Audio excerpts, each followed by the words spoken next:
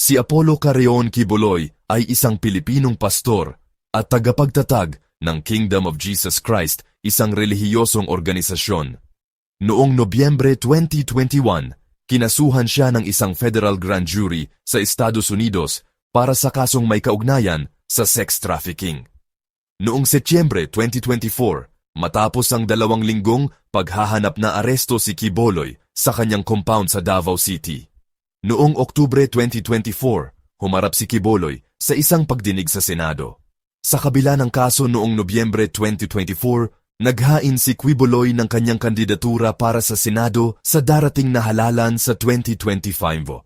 Tandaan na ang kasong ito ay patuloy na nililitis at si Quiboloy ay itinuturing na inosente hanggang mapatunayan ang kanyang kasalanan sa hukuman. Sa tingin mo may pag-asa bang manalo si Quiboloy? Comment below. CSTK channel, subscribe, follow, like and share.